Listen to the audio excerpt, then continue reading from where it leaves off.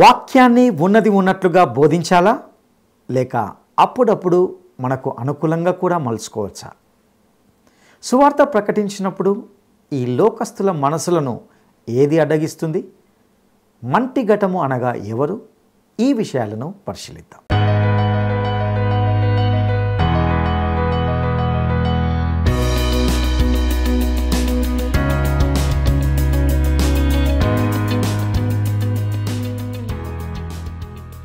మహాగణుడును రక్షకుడైన యేసుక్రీస్తు సాటిలేని నామంలో ప్రేమధార టీవీ వీక్షకులందరికీ శుభములు తెలియజేస్తున్నాం. నేటి మన ధ్యాన భాగంగా 2వ కొరింథీ పత్రిక 4వ అధ్యాయాన్ని ధ్యానించుకోబోతున్నాం. ఇందులో పౌలు తన పరిచర్య యథార్థమైనదని చెబుతూ తన పరిచర్యకు దేవుని దయ తోడైనందున తాను నీరు కారిపోలేదని చెబుతున్నాడు. మరియు పౌలు తన ప్రవర్తనలో కుయుక్తి లేదని, దేవుని వాక్యాన్ని వంచనతో బోధించలేదని, సత్యాన్ని బహిరంగంగా ప్రకటించడంలో మనుషుల ఎదుట దేవుని ఎదుట తన మనస్సాక్షిని బట్టి తన్ను తాను మెచ్చుకుంటున్నట్లుగా చూస్తాం. సువార్తను విశ్వసించడానికి అంగీకరించని మనసులకు ఈ యుగ సంబంధమైన దేవత గ్రుడ్డితనము కలుగజేస్తుంది. అందువలన మహిమాన్వితమైన క్రీస్తు సువార్త వెలుగు వారిపై ప్రకాశింపదు. క్రీస్తును ప్రభువుగాను తాము ఆయనకు సేవకులమని పౌలు ప్రకటిస్తున్నాడు. మంటిఘటం వంటి తమలో దేవుడు తన బలాధిక్యతను, తన ఐశ్వర్యాన్ని కనపరుస్తున్నాడు. ఇది దేవుడు సువార్థికులకు ఇచ్చు గొప్ప ఆధిక్యత, ధన్యత. శ్రమలు, అపాయాలు ఎన్ని ఎదురైనా వారు కలవరపడరని వివరిస్తూ పౌలు చెప్పిన బాహ్య పురుషుని గురించి, ఆంతర్య పురుషుని గురించి లోతైన సత్యాలను ఇందులో చూస్తాం. ఇక సందేశాన్ని వినడానికి మనము సిద్ధపడదామా? ప్రియ శ్రోతలు, మీ బైబిళ్ళు తెరవండి. ఈరోజు మన పాఠం 2 కొరింథీ 4వ అధ్యాయం. సావధానంగా వినండి. పౌలు కొరింథు సంఘానికి రాస్తూ అన్నాడు, ఈ పరిచర్య పొందినందున కరుణించబడిన వారమై అధైర్యపడము.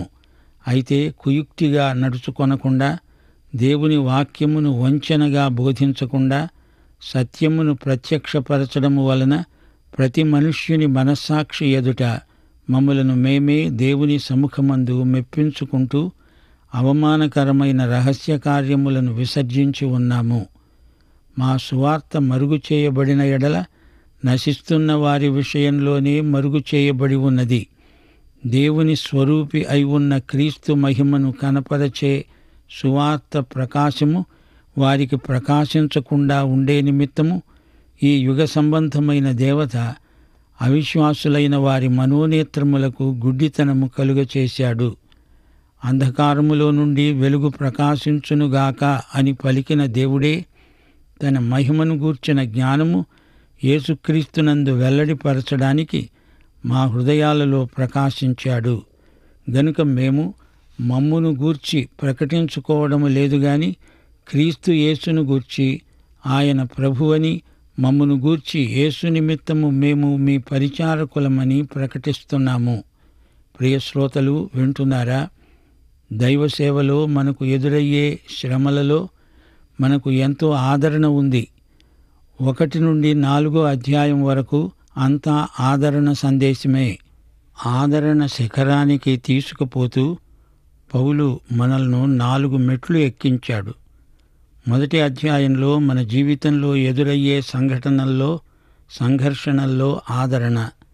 2వ అధ్యాయంలో పశ్చాత్తప్తుడైన విశ్వాసికి ఆదరణ. 3వ అధ్యాయంలో సువార్త సేవలో ఆదరణ. ఇప్పుడు ఈ 4వ అధ్యాయంలో క్రీస్తు కోసం మనం అనుభవించే శ్రమలలో ఆదరణ. దేవుడు మనకు అప్పగించిన సందేశం దేవుని నుండి వచ్చింది. ఇది మానవుల ఆలోచనను బట్టి వచ్చింది కాదు. సువార్త ప్రణాళిక మానవాతీతమైన పరిమాణం కలది. దేవుడు తన మహాకృపచేతనే ఈ అద్భుత సువార్తను మనకు అప్పగించాడు. దానిని ప్రకటించమన్నాడు. దేవుడు కరుణాసంపన్నుడు. దేవుని కనికరము ఎన్నటికీ తరుగుబోనిది. మనలో ప్రతి ఒక్కరికి దేవుని కనికరము ఎంతైనా కావాలి. ఇది ఆయన కృపా కనికరము.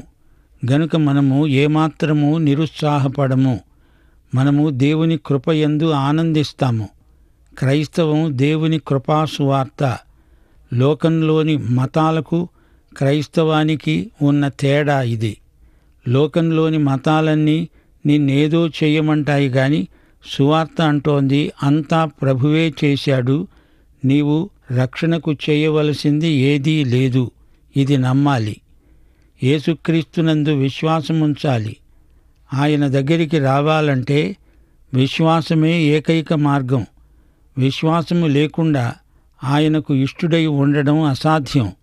మతాలలో ప్రతి ఒక్కటి దేవుని దగ్గరికి తమ స్వంత మార్గాలను ఉపదేశిస్తాయి. యేసు యొక్క జీవిత చరిత్రను నీవు ఎరుగుదువు, అది చాలదు.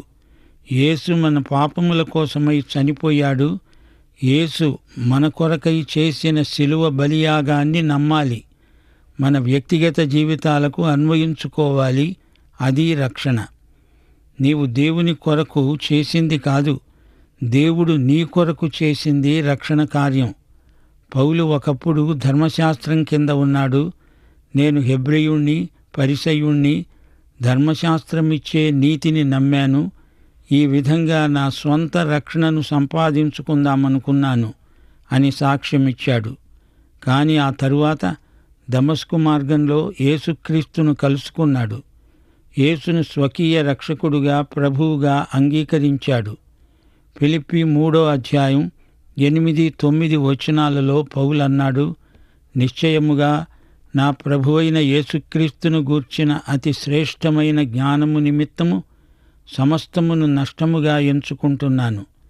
క్రీస్తును సంపాదించుకొని ధర్మశాస్త్రమూలమైన నా నీతిని కాక క్రీస్తునందలి విశ్వాసము వలననైన నీతి, అనగా విశ్వాసమును బట్టి దేవుడు అనుగ్రహించే నీతి గలవాడనై ఆయన యందు అగపడాలని సమస్తమును నష్టపరుచుకొని వాటిని పెంటతో సమానముగా ఎంచుకుంటున్నాను.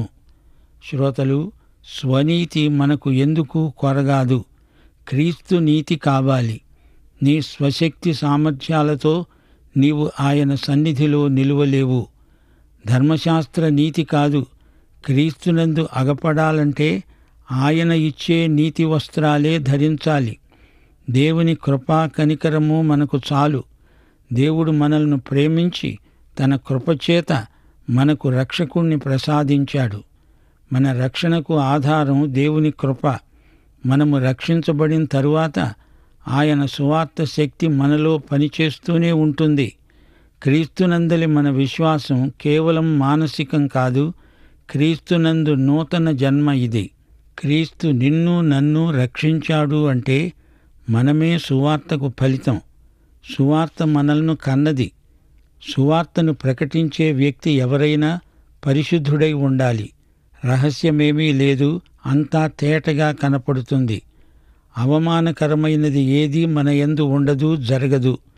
దాచిపెట్టేది ఏదీ లేదు. కుయుక్తి, వంచన మనలో ఏ కోశాన ఉండడానికి వీల్లేదు. దేవుని వాక్యాన్ని కల్తీ చేయకూడదు. బహిరంగంగా, సూటిగా, తేటగా ఈ సువార్తను ప్రకటిస్తాము. దేవుని సన్నిధిలో నుండి ప్రతి ఒక్కని మనస్సాక్షితో మాట్లాడతాము. ఈ విధంగా ప్రతి ఒక్కరికి మమ్ములను మేము పరిచయం చేసుకుంటాము. వేషధారణ మనకెంతో దూరం. మన బోధ, మన ప్రవర్తన ఒకదాన్నొకటి బలపరచాలి.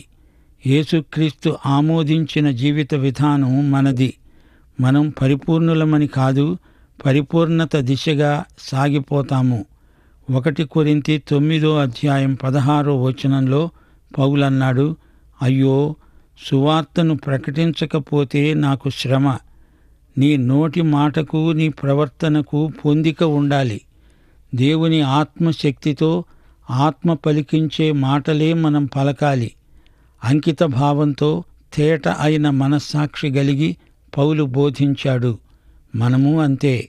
సంఘంలో ప్రతి వ్యక్తి సువార్తను ప్రకటించే స్థితికి రావాలి. దైవ సేవకులు వారిని ప్రోత్సహించాలి, బలపరచాలి.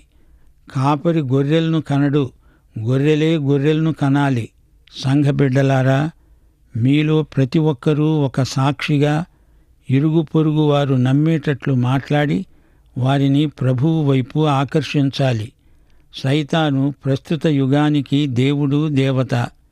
ఈ లోకం, ఈ ప్రకృతి సౌందర్యం అంతా దేవునిది. అయితే ఈ యుగానికి సైతానే దేవుడై కూర్చున్నాడు. ప్రస్తుత దుష్టయుగానికి దుష్టుడైన సైతానే దేవుడు. అధిష్టాన దేవత సైతానే. వీడు విశ్వాసులనేమీ చెయ్యలేడు గాని అవిశ్వాసులైన వారి మనోనేత్రాలకు గుడ్డితనం కలిగిస్తాడు. అందుకే వారికి సువార్త ఎంత చెప్పినా అర్థం కాదు. వెలుగు నీ చుట్టూరా ఉన్నా నీకేం కనపడటం లేదు అంటే నీవు గుడ్డివాడివి. కొందరు సువార్తను నమ్మలేము అంటున్నారు. లోపం సువార్తలో లేదు గాని నమ్మలేని వారిలో ఉన్న పాపం వారిని అలా గుడ్డివారిని చేసి విడిచింది. నీవు బైబిల్ను నమ్మవా? అది బైబిలు తప్పు కాదు, నీ తప్పు. అది నీ పాపం, నీ గుడ్డితనం మాత్రమే. దీనికంతటికీ కారకుడు సైతాను. నీవు రక్షించబడగోరితే రక్షకుడు నిన్ను రక్షించడానికి సిద్ధంగా ఉన్నాడు. దేవుని వాక్యమే వెలుగు. నీ కండ్లు తెరిచి చూడగలిగితే యేసే నీకు వెలుగై కనిపిస్తాడు.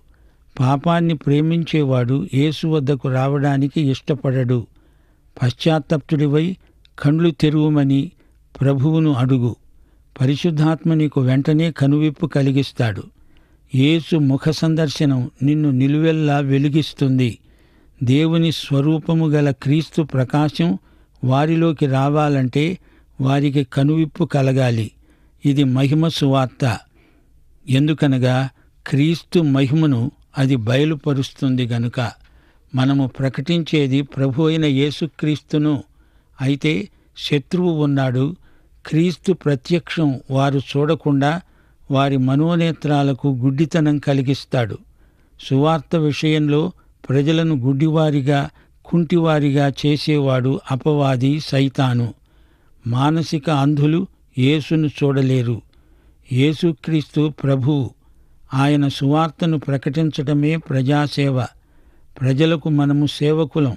మహోన్నతుడా మా దేవా, సహాయకుడా యెహోవా.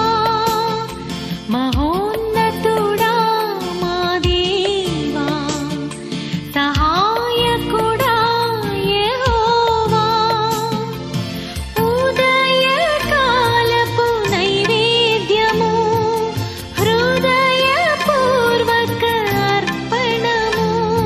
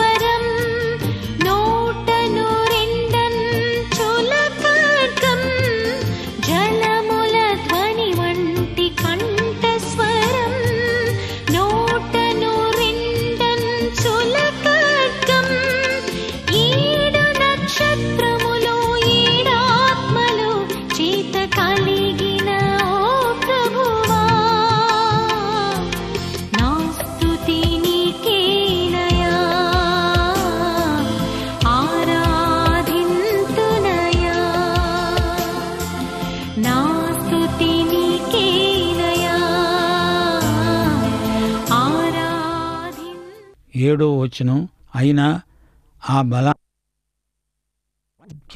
మా మూలమైనది కాక దేవునిదై ఉండేటట్లు మంటి ఘటములలో ఈ ఐశ్వర్యము మాకు ఉన్నది. ఎటుపోయినా శ్రమపడుతున్నా ఇరికించబడే వారము కాము. అపాయములో ఉన్నా కేవలము ఉపాయము లేని వారము కాము. తరుమబడుతున్నా దిక్కులేని వారము కాము. పడద్రోయబడినా నశించే వారము కాము. యేసు యొక్క జీవము మా శరీరమందు ప్రత్యక్షపరచబడడానికి యేసు యొక్క మరణానుభవమును మా శరీరములందు ఎల్లప్పుడూ వహించుకొని పోతున్నాము. ఏలయనగా యేసు యొక్క జీవము కూడా మా మత్య శరీరమందు ప్రత్యక్షపరచబడినట్లు సజీవులమైన మేము ఎల్లప్పుడూ యేసు నిమిత్తము మరణమునకు అప్పగించబడుతున్నాము.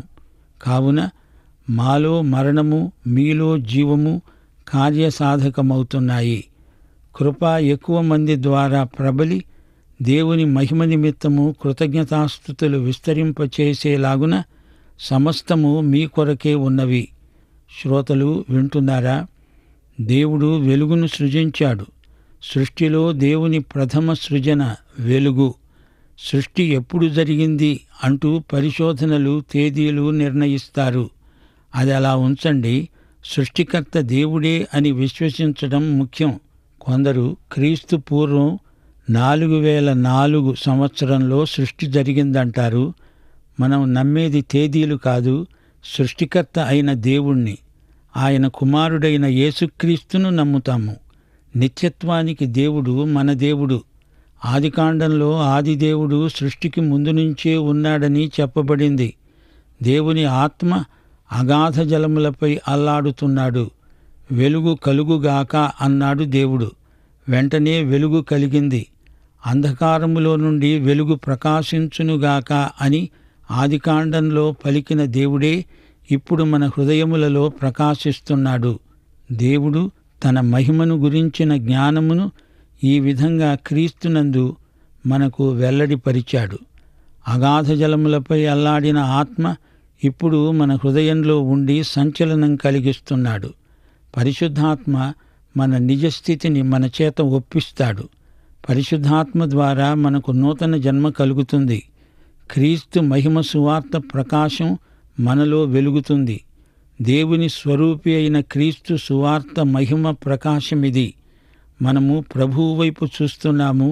ఆయన వైపు చూస్తే రక్షణ, ఆయన వైపే తేరి చూస్తూ ఉంటే శుద్ధీకరణ. మనమెంతో బలహీనమైన ఘటములమని ఆయనకు తెలుసు. కఠిన క్రమశిక్షణకు ఓపలేము. మనము మంటి ఘటములం, బలహీనమైన మట్టి పాత్రలం. కొంచెం దెబ్బ తగిలితే ముక్కలు చెక్కలైపోతుంది మట్టి కుండ. మంటి ఘటాలలో దేవుడు మహిమైశ్వర్యముంచాడు. ఈ మహిమైశ్వర్యం ఏమిటనుకున్నారు? ఇది యేసుక్రీస్తు సువార్త, మహిమ సువార్త. ఈ పాత ఓటి కుండలో సువార్త మహిమైశ్వర్యాన్ని మనము మోసుకు వెడుతున్నాము. మనము ప్రభు అయిన యేసుక్రీస్తునే ప్రకటిస్తున్నాము. మనల్ని గురించి మనం బోధించుకోవడానికి ఏముంది గనుక? యేసు కోసం మనం సువార్త సేవకులం, ప్రజాసేవకులం. మనమేదో గొప్ప పేరు ప్రఖ్యాతులు గల బోధకులము అనుకుంటాము గాని మనలో అంత గొప్ప ఏమీ లేదు. నీ సాక్ష్యమందు ప్రభువు మహిమపరచబడాలి. నిన్ను నీవు ఘనపరుచుకుంటే అట్టి సాక్ష్యం వల్ల ఎవరికీ ఏమీ మేలు కలగదు. నీ గర్వం వృద్ధి అవుతుంది, అంతే. మట్టి కుండలు అన్నప్పుడు మనకు గిద్యోను జ్ఞాపకం వస్తాడు. న్యాయాధిపతులు 7వ అధ్యాయంలో గిద్యోను వృత్తాంతం ఉంది. గిద్యోను సైన్యం 300 మంది మాత్రమే. మిద్యానీయుల బారి నుండి తమ దేశాన్ని కాపాడే వీరులు 300 మంది మాత్రమే. ప్రతి సైనికుడి చేతిలో బూర, దివిటి, ఒక కొండలో దివిటి. ఇవి వీరి యుద్ధోపకరణములు. దూరం నుంచి చూచేవారికి వెలుగు కనిపించదు. మిద్యానీయుల మధ్యకు జొరబడి వెళ్ళి కుండలు బద్దలు కొట్టారు. మట్టి కుండ పగిలితేనే కాని వెలుగు బయటికి రాదు. ఈ మట్టి కుండలు పగలాలి. యేసు కోసం శ్రమపడడం అంటే ఏమిటో పౌలుకు బాగా తెలుసు. ప్రసవ వేదన లేనిదే కాన్పు రాదు. మట్టి కుండ పగిలితేనే కాని అందులోని మహిమైశ్వర్యం బయటికి రాదు. మన పద్ధతిని దేవుని పద్ధతిని కలగలుపు చేయకూడదు. సువార్త సేవలో సులభ పద్ధతులు, దగ్గర దోవలు ఉండవు. ప్రభువును వెంబడించేవారు ఆయన అడుగుజాడల్లోనే నడవాలి. మరో మార్గం లేదు. కష్టాలెన్ని వచ్చినా దైవ సేవకులు నిరుత్సాహపడరు. దేవుని ఆత్మ పౌలుకు అన్ని పరిస్థితుల్లో బలం చేకూరుస్తున్నాడు. శత్రువులు తనను వెంటాడుతున్నారు. అయితే దేవుడు తన సేవకుణ్ణి విడువలేదు. ఫిలిప్పీ పత్రిక 1 అధ్యాయం 12-13 వచనాల్లో పౌలన్నాడు, నాకు సంభవించినవి సువార్త మరి ఎక్కువగా ప్రబలమవటానికే పరిణమించాయని మీరు తెలుసుకోవాలని కోరుతున్నాను. ఎలాగనగా నా బంధకములు క్రీస్తు నిమిత్తమే కలిగినవని ప్రేతోర్యమనే సేనలోని వారికందరికీ, తక్కిన వారికందరికీ స్పష్టమైంది. చెరసాలలో ఉన్నప్పుడు కూడా ప్రభువు తనలో ఉన్నాడని పౌలు సాక్ష్యమిచ్చాడు. శత్రువు తనను పడద్రోశాడే కాని తనను నాశనం చెయ్యలేకపోయాడు. నా పరుగు జయప్రదంగా నేను ముగించగలిగాను అంటున్నాడు పౌలు. పౌలు బలహీనుడే కాని తాను నమ్ముకున్న యేసు ప్రభువు బలవంతుడు. రోమా సామ్రాజ్యపు రథచక్రాల క్రింద ఎంత బలవంతుడైనా తుత్తునీలైపోవాల్సిందే. కాని యేసు ప్రభువుకు చెందిన పౌలును ఏమీ చెయ్యలేకపోయాయి. పౌలు ప్రకటించిన రాజ్య సువార్త రోమా సామ్రాజ్యాన్ని కూకటి వేళ్లతో పెళ్లగించి వేసింది. అది పౌలు విజయ రహస్యం. యేసు సువార్త సింహాసనాలను తల్లకిందులు చేసింది. మానవరీత్యా బలహీనుడైన పౌలును బలపరిచింది యేసు సువార్త. ప్రభువు అద్భుతాలు చేశాడు. అతి సాధారణ పద్ధతులు ప్రభువు వాడాడు. ఎలాగైనా యేసే విజేత. దేవుడు తన సేవకులను విడువడు, ఎడబాయడు. ప్రియ శ్రోతలు వింటున్నారా? ఈ రోజుల్లో రాజీ మనస్తత్వం దేవుని బిడ్డలను ఆవేశిస్తోంది. వ్యక్తులకు ప్రాధాన్యమిస్తున్నారు. పేరు ప్రఖ్యాతులు, ధనసేకరణ మొదలైనవి ప్రజాకర్షణ విధానాలుగా చలామణిలో ఉన్న రోజులివి. అయితే సువార్త సేవ సైతానీయ శక్తులపై యుద్ధం. యేసును హింసించిన లోకం యేసు ప్రజలను ద్వేషిస్తుంది అని వేరే చెప్పనక్కర్లేదు. దేవుని శత్రువులే మన శత్రువులు. దేవుని బిడ్డలారా, భయపడకండి. నేను దినదినము చనిపోతున్నాను. వధ కొరకైన గొర్రెలుగా ఎంచబడుతున్నాము. మరణదండనకు విధించబడిన అపోస్తలులము. యేసుతో సంయుక్తమైన మనకు ఆయనకు జరిగిందంతా జరుగుతుంది అనడంలో ఆశ్చర్యమేమీ లేదు. 14వ వచనం నుండి విశ్వసించాను గనుక మాట్లాడాను అని రాయబడిన ప్రకారం అట్టి విశ్వాసముతో కూడిన ఆత్మగలవారమై ప్రభువైన యేసును లేపినవాడు యేసుతో మమ్ములను కూడా లేపి మీతో కూడా తన ఎదుట నిలువబెట్టుకుంటాడని మేము ఎరిగి విశ్వసిస్తున్నాము గనుక మాట్లాడుతున్నాము. కావున మేము అధైర్యపడము. మా బాహ్య పురుషుడు కృషిస్తున్నా ఆంతర్య పురుషుడు దినదినము నూతనపరచబడుతున్నాడు. మేము దృశ్యమైన వాటిని చూడక అదృశ్యమైన వాటినే నిదానించి చూస్తున్నాము గనుక క్షణమాత్రము ఉండే ఈ చులకని శ్రమ మా కొరకు అంతకంతకు ఎక్కువగా నిత్యమైన మహిమ భారమును కలుగచేస్తున్నాయి. ఎందుకనగా దృశ్యమైనవి అనిత్యములు, అదృశ్యమైనవి నిత్యములు. శ్రోతలు వింటున్నారా? పౌలు మరణానికి భయపడలేదు. మరణము అంతం కాదు, సాక్ష్యమే కాదు, హతసాక్ష్యం కూడా గొప్ప సవాలు.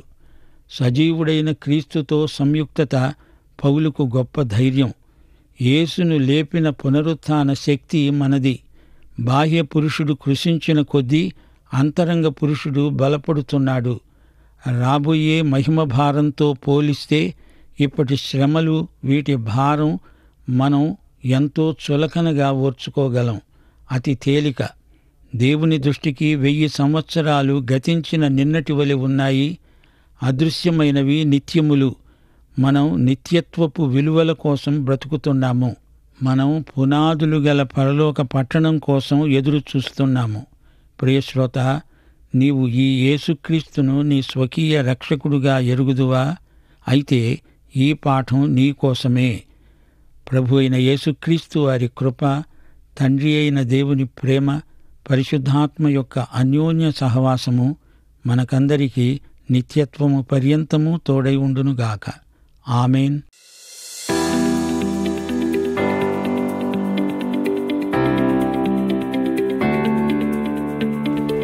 దేవుని సువార్తకు లోబడకుండా అవిశ్వాసులకు గ్రుడ్డితనాన్ని కలుగచేసేది ఎవరు? దేవుని సువార్తకు లోబడకుండా అవిశ్వాసులకు గ్రుడ్డితనాన్ని కలుగచేసేది ఎవరు? 1. సైతాను యొక్క నమ్మిన బంటులు. 2. ఈ యుగ సంబంధమైన దేవత.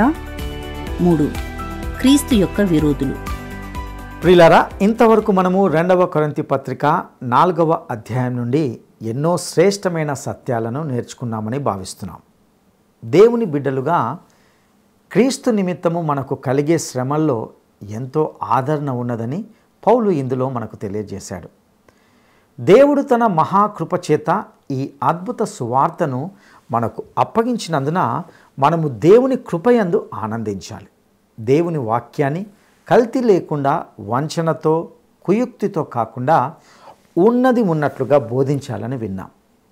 దేవుని ఆత్మశక్తితో ఆత్మ పలికించే మాటలే మనము పలకాలి. సువార్తను విన్నప్పటికీ కొంతమంది దానిని విశ్వసించకపోవడానికి కారణము సైతానే. వాడు ఈ లోక సంబంధమైన దేవతగా ఉండి వారి మనోనేత్రాలకు గుడ్డితనాన్ని కలగజేస్తున్నాడు. ఇక పౌలు శ్రమల్లో నిరాశకు గురి కాలేదు. సువార్త నుండి వెనుకంజ వేయలేదు. తాము పడద్రోయబడినా నశించమనే ధైర్యం పౌలు వ్యక్తిత్వంలో కనిపిస్తుంది. ఈ విధంగా క్రీస్తు కొరకు చనిపోవడానికి సిద్ధపడడం, ఆయన జీవమును కనపరచడానికి, వారికి ప్రదర్శించడానికి అవకాశం ఇస్తుంది. యేసు జీవం ఇతరులకు కనిపించాలంటే తమ శరీరంలో యేసు మరణానుభవం వహించాలని పౌలు దృఢంగా విశ్వసించాడు. యేసు జీవము తన మర్త్య శరీరంలో ప్రత్యక్షపరచబడాలని వారు తమ శరీరములను మరణానికి అప్పగించుకుంటున్నారు.